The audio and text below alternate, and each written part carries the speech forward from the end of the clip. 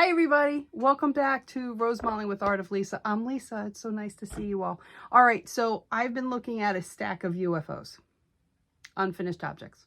So today I figured for the video, I will finish up an object that's been sitting staring at me for a while. So come on down to my table and see what's going on. All right, well, I've got a few pieces going on, but I think what I'm going to work on is, make sure you guys got this in view here. I think you have it in view.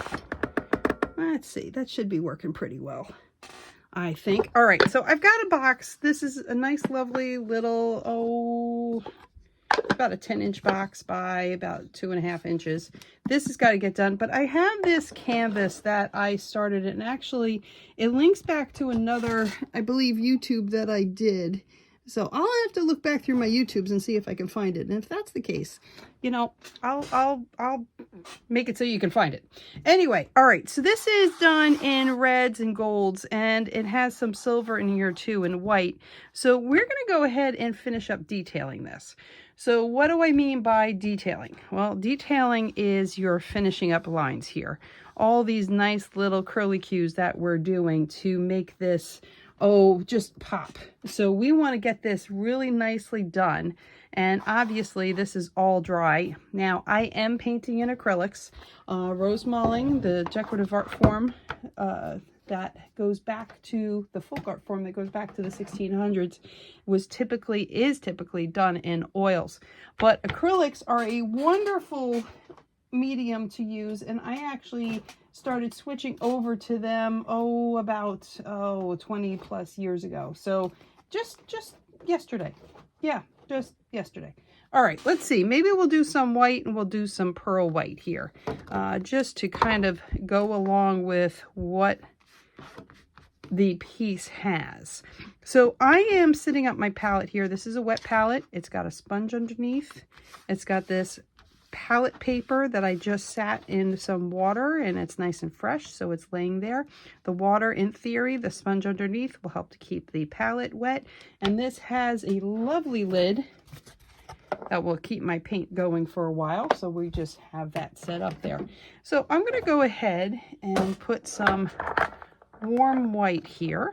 I'm using JoSonja by Chroma ink paints, so let's just add a little bit of white. That's if it will come out. There it is.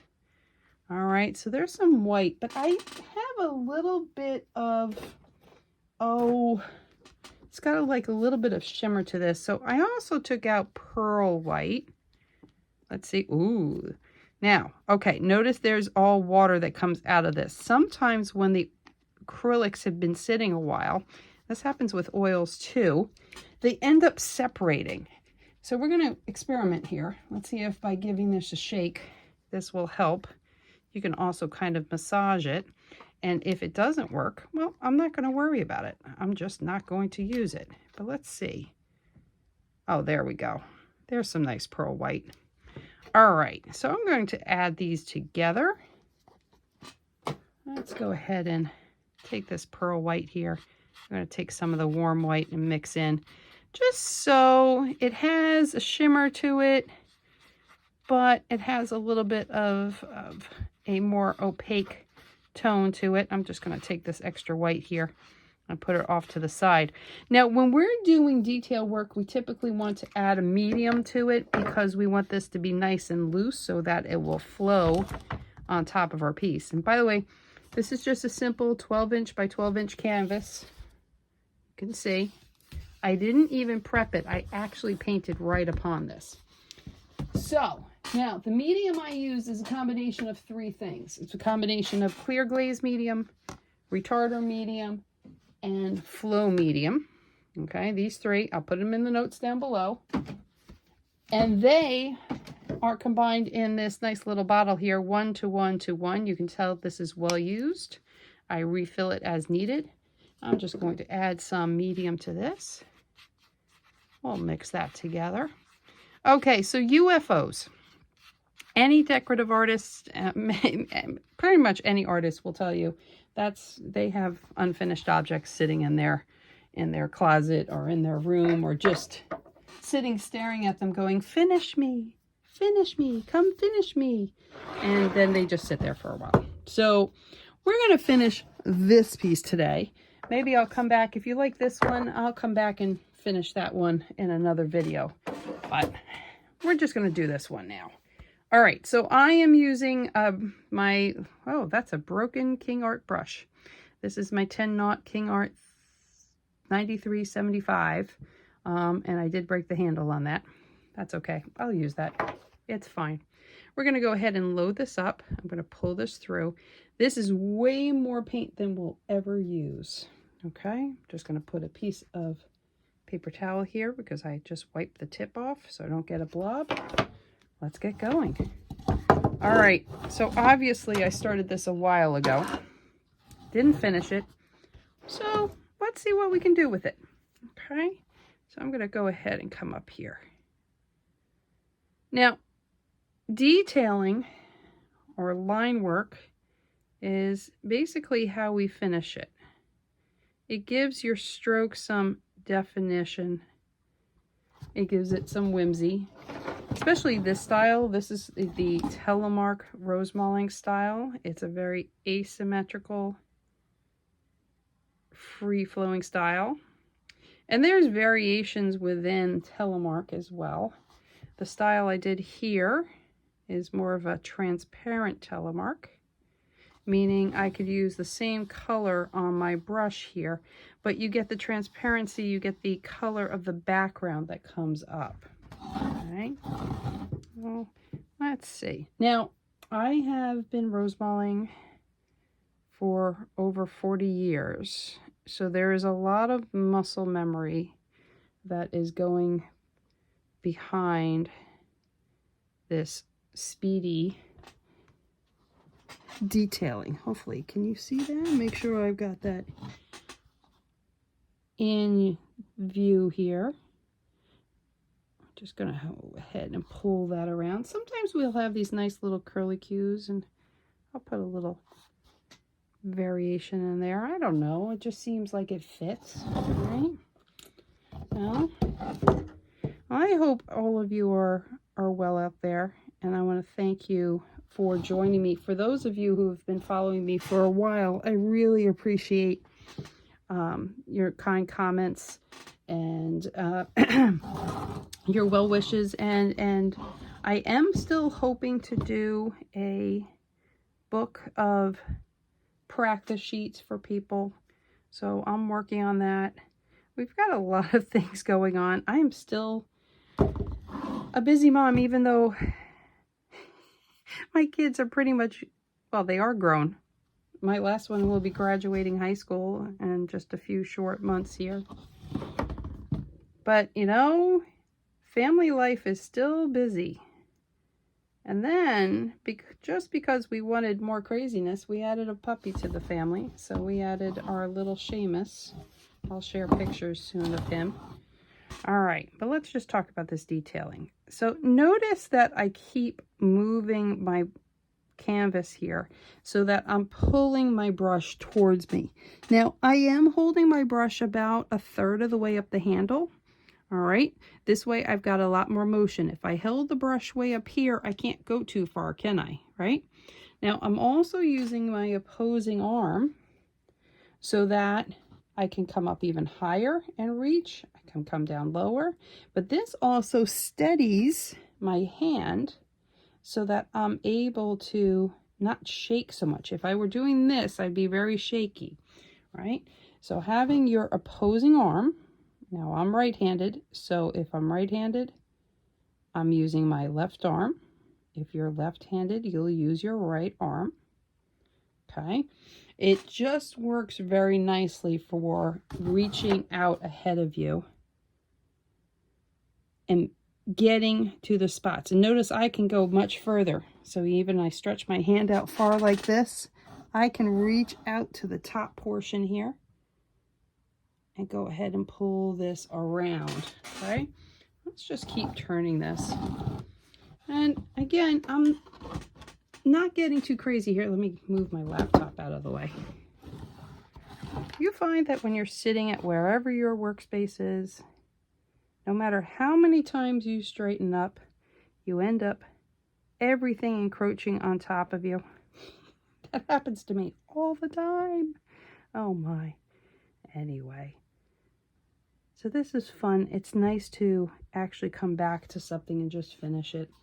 I like to do these canvases for demonstrations. I'll do them for different galleries that I'm on. This one will probably end up on my Etsy shop. All right. They're just a great way to experiment with the brush and let the paint flow. Now, I like to say it's just paint. It really is. So don't stress yourself out too much if you're following along and painting with me or painting another piece or just watching. Okay? Don't stress about it because you can always paint over it. You can just play with it. It's not a big deal because we're not performing brain surgery. This isn't rocket science. All it is paint. Nobody's going to judge you or even care how it comes out. And usually what happens is it comes out quite cool. And people are like, wow, what fun. You know, and I always feel that God gives us our gifts, our talents, our things that we like to do, or just the chance to be creative, right? Isn't it nice just to pull out a brush, some paint, and play? Now, one of the things, if you're interested in doing this, or if you're painting along at home, just get a sketchbook. Practice in a sketchbook. And again, don't immediately say, I'm going to paint as fast as Lisa. No, you don't want to do that. Take your time with it. Most of the time when you're doing, you can paint nice and slow so that you can pull this stroke around, right? Just play with it. And again, I have many, many hours. My husband likes to say that I probably have about 10,000 plus hours with a brush in my hand. So that's a whole lot of muscle memory, right? You know, when you've been doing something for a long time, your body just knows what to do. Well, that's the same with me and paint and with my brushes. My body just knows what to do with it. Now, that doesn't mean I don't paint things and go, ugh, I'm not happy with that, because I certainly do. So I'll wipe things away. All right? That's okay. Or sometimes you'll just have to say, I'm just going to leave it. Right? You just want to play with it. But I'll be really happy to look over and see this piece no longer sitting there staring at me saying, when are you going to finish me? All right? All right, so Rosemaling, decorative maling painting, is a decorative art form that is based on flowers. So they're kind of fantasy flowers here, right? But everything here is coming down to this root, right? Everything flows off of it. You've got a C stroke, you've got an S stroke. I've talked about that in other videos, right? But everything's flowing back down to that. So as I paint this, I keep that in mind. Now these flowers, they're floating off the top of these scrolls, so they're laying flat on there. Now, this is a very free-flowing canvas here. It's a little different than when you're doing something that's a little bit more exact, right? So certainly there'll be a piece. Oh, even this one. Oops, sorry about that. You know, I've taken a little bit more time with my brush strokes. I've got some more blending here. I've just spent a little more time than what I'm doing with this one. This is a more, abstract in a way. All right, free flowing. I've just been playing with the brush strokes, getting this UFO done. It's funny, some people, when I said that for the first time in a group, and they're like, UFO, what does that mean? I'm like, unfinished object. Okay. Now, you'll notice I don't always follow the strokes. I might kind of make this up a little bit on top of it, but all the strokes are coming down to the sepal, right?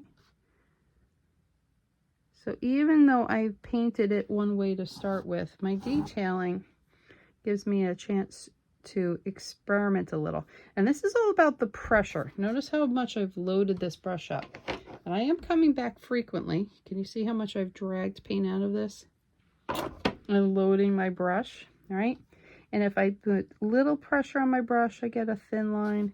If I put heavy pressure on my brush, I can get a much heavier line here, all right? Still pulling everything around. Let's add some tendrils here. We'll just add a couple little zhuzhes, all right? Just expanding it out and having some fun with it. So those who have followed, this is, please be proud of me, 3 weeks in a row, I'm getting videos out. For a long time, for those that are new, back when I was starting, I was really very good about getting videos out, pretty much every week. And then, you know, life kind of gets in the way. Isn't that the thing? And then you start to second guess yourself. Well, do I have more to show?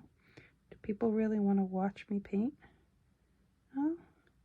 Then you have to get over your own inner doubts, your own inner, whatever is going on in there, right? And just say, go for it. I'm just pulling out these strokes, pulling them out to the side. I don't have a script. I just ramble. I just talk. There's no real rhyme or reason here. But I love to share this art form that means so much to me. I did start this, I was 11 years old when I first started, so you can kind of do the math from what I said earlier. So it's the majority of my life, this is what I've done. I was a New York City school teacher by profession. I taught GED high school special ed. So I am a teacher, and I do teach this. I teach Rosemaling. If anybody's interested in learning more about learning how to Rosemale, you can go to www.rosemalingclasses.com, and that will be down in the notes below. And you can find my classes as well as classes for other people. Ooh, I kind of like it. It's fun. It's abstract. It's kind of out there. I get that insight here. Not too bad. You know, I can add little doodads here. Just some little things to fill it out. All right? Nothing crazy here. And then, of course, when you're done, you do want to just sign your name, right? Just get your name in there. I want to thank everybody for joining me today. I hope you enjoyed a little time finishing a UFO. All right. And please remember, God is good. All the time, God is good. And it's just paint. Thank you, everybody. I'll see you soon.